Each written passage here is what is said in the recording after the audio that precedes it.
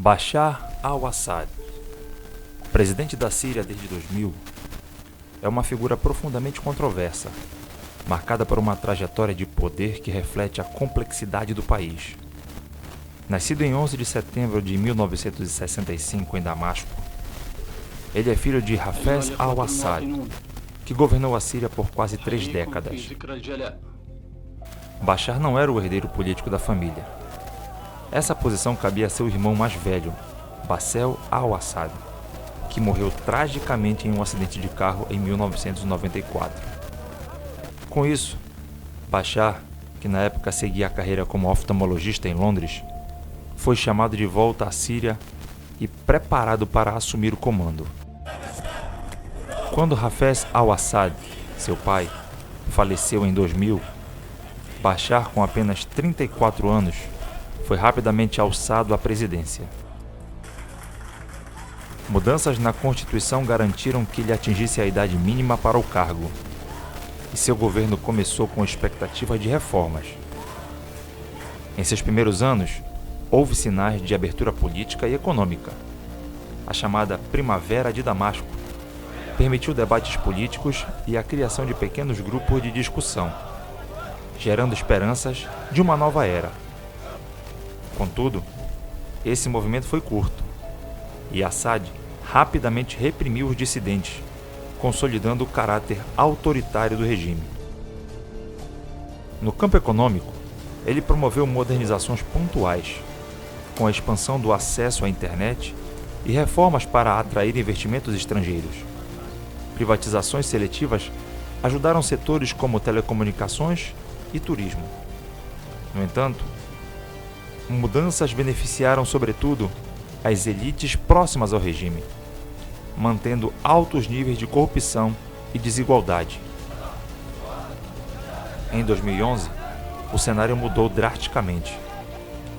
Inspirados pela Primavera Árabe, protestos pedindo maior liberdade e democracia surgiram em diversas cidades da Síria.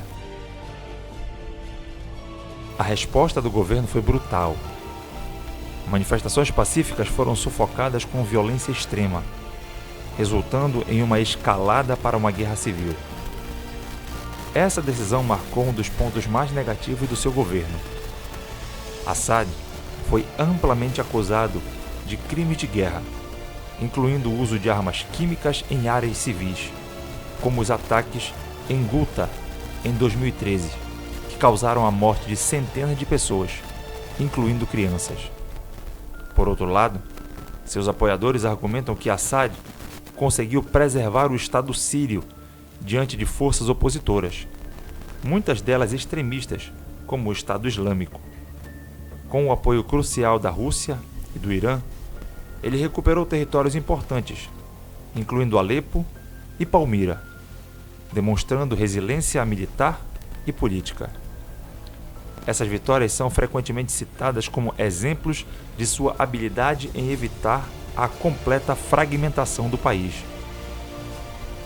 Ainda assim, o custo dessa sobrevivência foi devastador. A guerra civil deixou mais de 500 mil mortos, milhões de refugiados e deslocados internos, e atingiu grande parte da infraestrutura do país. As cidades históricas como Homs e Alepo, por exemplo, ficaram em ruínas após intensos bombardeios. Além disso, a economia síria entrou em colapso, agravada pelas sanções internacionais e pela dependência de Bashar em seus aliados estrangeiros.